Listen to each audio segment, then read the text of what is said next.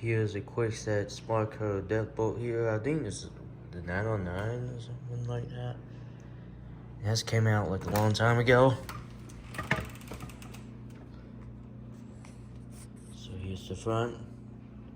It does work, like I just said, but I do not know the exact code, so I can show you the demonstration of the unlocking.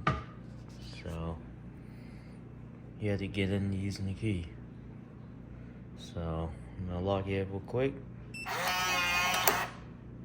There it is. I mean, everything works. All the buttons work.